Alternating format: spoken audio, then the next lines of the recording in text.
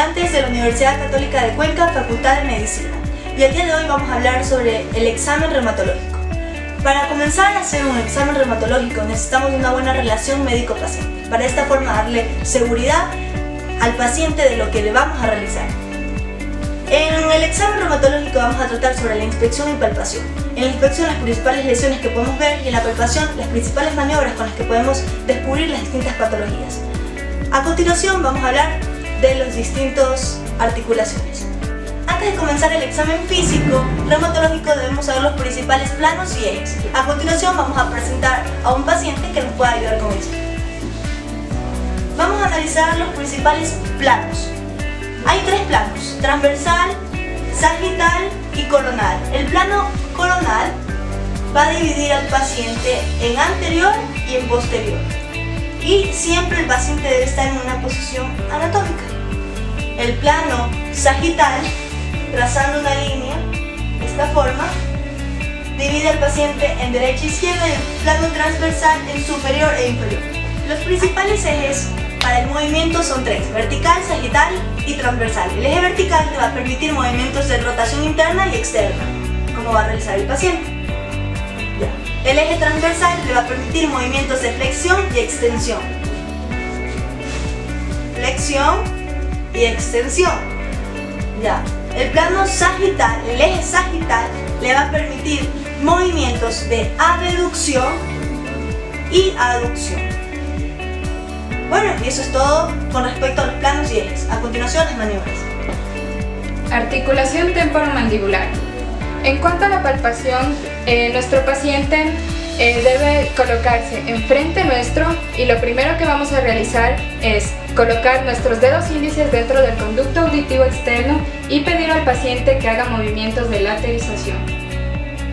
Así nosotros podemos sentir la articulación. Si ella no pudiera realizar este movimiento, quiere decir que hay una limitación funcional a nivel de esta articulación. Ahora, para continuar, vamos a pedir al paciente que por favor abra la boca. Entonces nosotros vamos a colocar 3 dedos dentro de su boca. Esto quiere decir que se puede abrir de 3 a 6 centímetros y esto sirve para evaluar esta articulación. Otra maniobra que debemos realizar es pedir al paciente que haga movimientos de laterización de derecha a izquierda. La tercera maniobra que vamos a pedir que realice el paciente es que ponga sus dientes de la parte inferior sobre los superiores.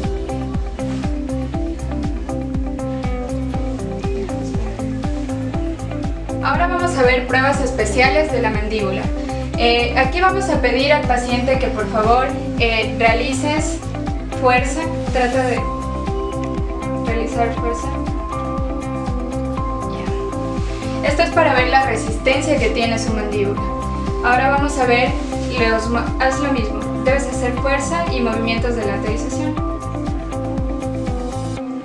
Articulación del codo. Posteriormente vamos a hablar sobre los arcos de movilidad del codo. Tenemos en primer lugar el movimiento de la flexión. Vamos a pedir al paciente que se toque con su mano en la parte anterior del hombro. Vamos a comprobar que puede hacer una flexión, en este caso de 45 grados, 90 y en su efecto puede realizar su extensión completa del antebrazo y va a realizar una en 180 grados. También vamos a tener el movimiento de pronosupinación. Le vamos a pedir al paciente que gire la palma y que la regrese. Esto va a formar un 150 grados de movimiento. Pruebas especiales del codo. Aquí vamos a realizar la prueba del signo de Tinel, que esta va a valorar el nervio cubital. Vamos a encontrar un surco entre el olecrano y la epitróclea. Como podemos observar aquí, vamos a percutir y si la paciente nos da un síntoma de hormigueo o una parestesia, va a cursar con alguna patología a nivel del codo.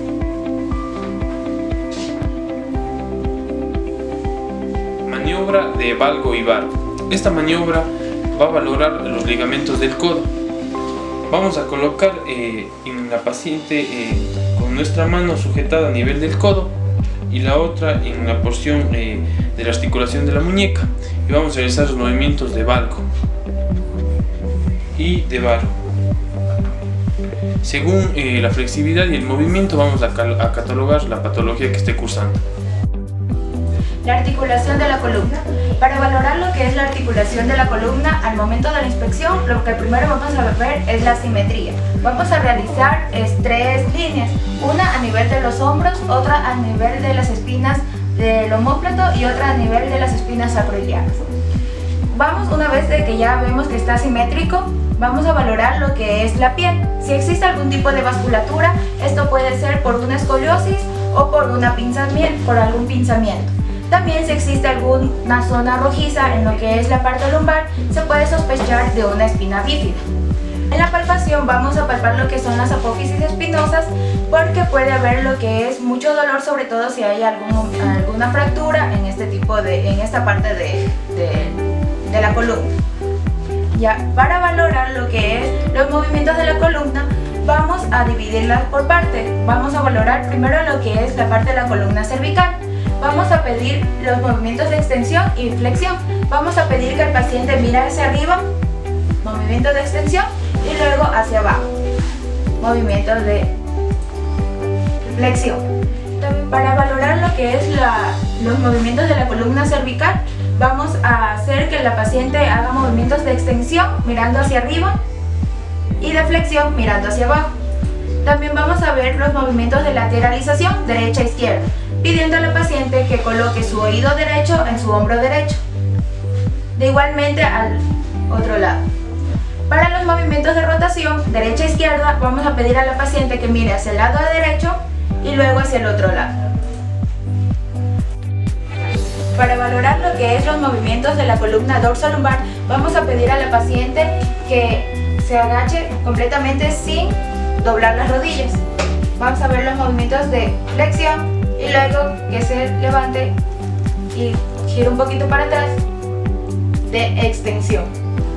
Vamos a valorar posteriormente los movimientos de lateralización, pidiendo a la paciente que incline un poco hacia la derecha y luego hacia la izquierda.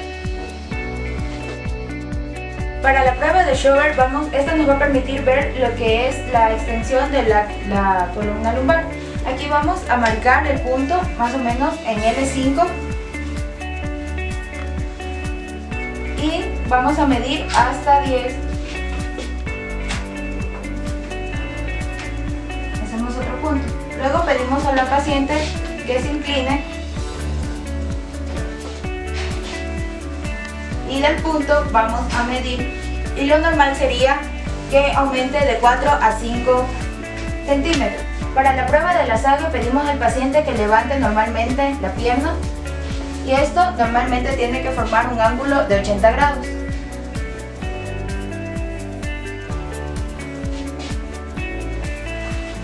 Ya, el signo de Hover. Este de aquí vamos a permitir si el paciente está simulando que no puede extender lo que es la pierna.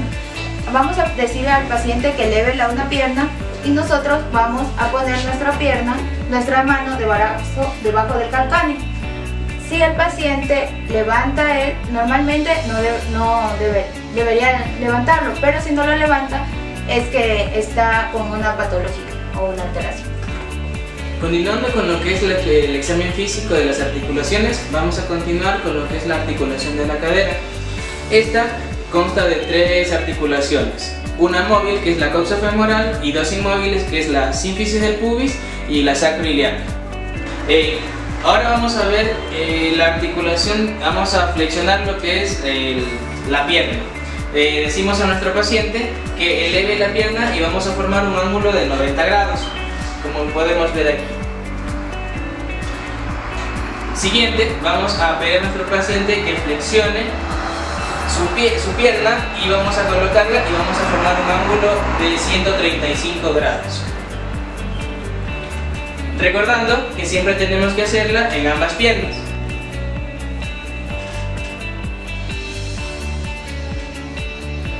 Ahora vamos a decirle a nuestro paciente que se sostenga con sus pies en la cama y vamos a elevar esta parte de aquí. Elévela por favor. Lo que vamos a ver aquí es que el paciente va a formar un ángulo que es de 30 grados. Siguiendo con nuestra exploración en el examen físico, vamos a decirle a nuestro paciente que con este pie sostenga, que no trate de mover esta parte de acá, sino que solo lo único que haga un movimiento de abducción de la pierna. Asimismo hacemos en la otra pierna, es la abducción. Ahora vamos a hacer lo que es la abducción, donde decimos al paciente que cruce sus piernas con el otro pie. Bueno, es la manera que hicimos anteriormente. También podemos hacerla en un paciente acostado, que a veces hay pacientes que debido a los dolores que presentan no pueden colocarse de pie, entonces vamos a hacer la misma maniobra con un paciente acostado. Igualmente decimos que este pie lo mantenga firme, no lo mueva, y solo vamos a mover uno de los miembros. Decimos que haga abducción y formamos un ángulo de unos 60 grados y abducción un ángulo de 45 grados. Lo mismo le decimos que haga con la otra pierna, abducción y abducción. Bien, continuamos con la inspección y palpación de los hombros. En cuanto a la inspección, debemos iniciarla cuando el paciente apenas entra a nuestra consulta. Y como lo hacemos, tenemos que ver la mancha. Debemos ver que esta sea simétrica, sea con movimientos suaves y que sean bilaterales. Y a la vez tenemos que observar si es que tiene la paciente o el paciente traumas, ampollas, ya sean previos o actuales a la consulta. En cuanto a la palpación de los hombros, tenemos que encontrar 3 puntos anatómicos muy importantes. Tenemos el primero, que es la escotadura supraesternal. Tenemos la articulación externo-clavicular, que está un poco más arriba, y el surco bicipital que lo encontramos acá. Debemos palpar estos puntos anatómicos para así encontrar protuberancias y especialmente pérdida de continuidad de las mismas, para poder diagnosticar si hay una fractura en esos puntos anatómicos. Posterior a la palpación debemos valorar los arcos de movilidad de los hombros. Aquí encontramos 2 pruebas básicas, que son la de Apley 1 y 2. En cuanto a Apley 1 es la siguiente, y la de Apley 2. Estas maniobras van a servir para poder valorar la movilidad de los hombros. Otra maniobra muy importante para poder valorar los hombros es la maniobra de Herbert, el cual tenemos que poner la mano en la columna lumbar y hacer resistencia. Otra maniobra muy importante para poder valorar el hombro es la flexión resistida, la cual consiste en que la paciente debe elevar el brazo en supinación y yo tengo que hacer resistencia para así poder valorar todo el largo del músculo del bíceps si está, por ejemplo, inflamado. Ahora tenemos la maniobra de abducción resistida. Esta consiste en que la paciente tiene que hacer abducción del brazo, en este caso el derecho, y yo tengo que hacer resistencia mientras ella hace abducción. Un dolor en esta maniobra quiere decir que hay una lesión en el tendón supraespinoso. Una de las articulaciones más importantes de nuestro cuerpo es la articulación de la mano. Esta tiene muchos movimientos. El primero es el movimiento de extensión, que va a tener aproximadamente de 70 grados, y de flexión de 80 grados. Otro movimiento es el de desviación cubital y también de la desviación radial. Otro movimiento va a ser a nivel de lo que son los dedos, un movimiento abductor y el movimiento aductor. Y finalmente el último movimiento va a estar constituido por el dedo pulgar, el cual consiste en llevar el dedo pulgar y tocar hasta lo que es la base del dedo meñique. Dentro de las patologías más comunes de la articulación de la mano tenemos la tenosinovitis de Kerbein, en los cuales nos va a dar como prueba positiva a la prueba denominada prueba de Finkelstein. Esta consiste en producir dolor al momento de empuñar la mano, el dedo pulgar por debajo del resto de dedos. Nosotros vamos a hacer que la mano ejerza un movimiento de desviación cubital. Al hacer este signo es positivo cuando hay dolor. Otra patología más frecuente de la mano es muy reconocido lo que es el síndrome del túnel carpiano. Tenemos 4 pruebas para nosotros poderlo diagnosticar. La primera primera prueba es la prueba de Tiner. Esta consiste en realizar una percusión con el dedo medio y anular en el túnel del carpo. Al realizar esta percusión en esta zona, vamos a desarrollar en el paciente adormecimiento y disestesias en la zona inervada. Otro test importante para el diagnóstico del síndrome de túnel carpiano es el test de Fallin. Este consiste en pedirle al paciente que realice ya sea hiperextensiones o hiperflexiones en las manos durante 60 segundos.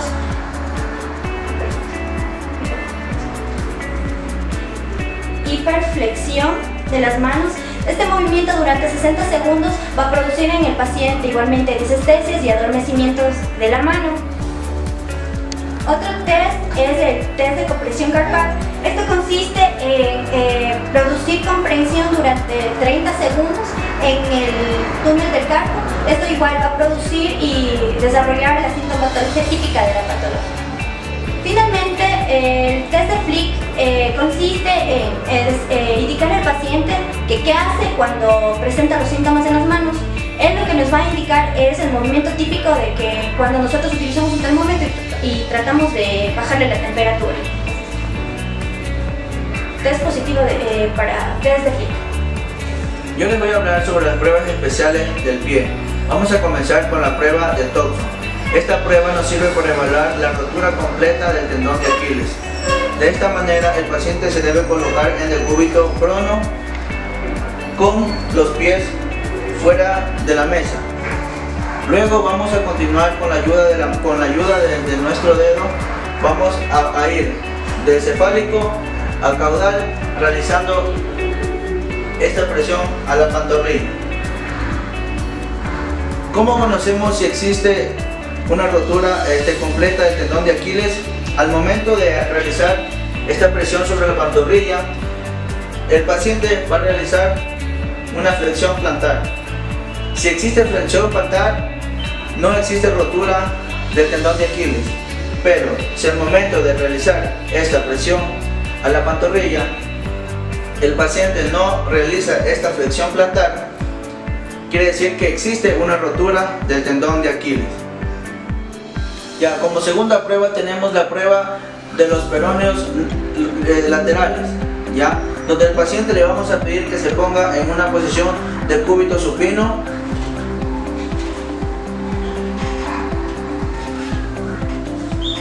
Ya, de igual manera aquí para evaluar estos peroneos laterales, tanto el corto como los peroneos largos, vamos a colocar ya nuestra mano en la planta del pie y la otra sobre la pierna, y le vamos a pedir al paciente que realice una inversión. Ya. Luego le pedimos que realice una eversión, y al momento de que el paciente realiza esta eversión, vamos a ejercer una fuerza sobre el pie. En el momento que ella realiza la eversión y nosotros aplicamos esta fuerza sobre el pie, ella va a sentir un dolor en los peroneos laterales. Esto quiere decir, o esto nos indica, de que existe una inflamación de estos peroneos laterales. Como tercera prueba tenemos la prueba de percusión o de boom. Esta prueba vamos a pedir al paciente que se encuentre sentada con los pies en un ángulo de 90 grados, que se encuentre relajada. De esta manera vamos a coger el pie y con la ayuda de nuestros dedos vamos a realizar pequeños golpecitos en los metatarsianos. Al momento que nosotros realizamos estos golpes, el paciente va a sentir un leve dolor. Si el paciente siente este dolor, nos indica de que existe una fractura de los metatarsianos del pie. Continuamos con la prueba del cajón anterior del tobillo. Para esto pedimos a nuestra paciente que adopte una posición de cúbito supino. Luego, con una mano vamos a colocar en el calcáneo y otra mano en el tobillo, y de esta manera vamos a realizar un movimiento anterior al pie. Al momento de realizar este movimiento, si sentimos que que existe un desplazamiento anterior, vamos a decir que existe una fractura de la estrada. En lo que se refiere al examen físico de la rodilla, primero tenemos que hacer en bipedestación. Vamos a observar si es que hay algún trastorno de la marcha debido a lesiones de las rodillas. A la vez que también observamos presencia de laceraciones o presencia de tumefacciones en las mismas. A continuación también se realizará la inspección con el paciente en decúbito. En este caso de la inspección vamos a observar la situación de la rótula, luego si es que hay algún edema, de igual manera laceraciones, heridas de la rótula. A continuación se verá la palpación de las rodillas. Aquí vamos a comenzar palpando en varios sentidos y vamos a observar si es que existe la presencia de puntos dolorosos, a la vez que también vamos a palpar si es que el calor local de la rodilla hay alguna diferencia con el resto de las partes anatómicas, y así observaremos si es que se encuentra alguna inflamación. Se realizarán las maniobras exploratorias para determinar patología rotuliana. La mano izquierda colocaremos en la parte lateral de la rodilla, mientras que la otra en el tercio distal de la pantorrilla, y provocaremos una leve presión. Si es que en el caso que exista dolor o molestia, será una prueba en barro positiva. La siguiente maniobra es la maniobra de Steinman. Con el paciente en decúbito, la rodilla flexionada a 90 grados, se realizará una rotación de lateral a medial. En el caso que exista algún dolor, alguna molestia, será Steinman 1 positivo. La prueba de Steinman 1 es poco específica, sin embargo se la va a reforzar con la prueba de Steinman 2. En este caso, el paciente de igual manera en decúbito se le pide que extienda la rodilla y se realiza una rotación tanto lateral como medial, y se comprobará si existe dolor. Igual será la prueba de Steinman 2 positiva. La siguiente maniobra es la de Cabot. En este caso vamos a pedir a la paciente que ponga la rodilla en forma de extensión. Con la una mano le presionamos, hacemos una breve presión en la cara lateral de la rodilla y con la otra sobre el pie, y le vamos a sujetar. Y ahora le pedimos a la paciente que realice una distensión. En el caso que exista que no pueda la paciente cumplir o pueda cumplir a medias la prueba, diremos que es una prueba de Cabot positiva. La siguiente prueba es la de Smiley. Aquí vamos a valorar la funcionalidad y el estado de la rótula. En este caso, con los dedos pulgares del examinador vamos a proceder a hacer breves presiones sobre las diferentes caras de la rótula, tanto lateral, medial, anterior y posterior. En el caso que se reporten dolores por parte de la paciente, diremos que es una prueba positiva y habrá daño rotuliano.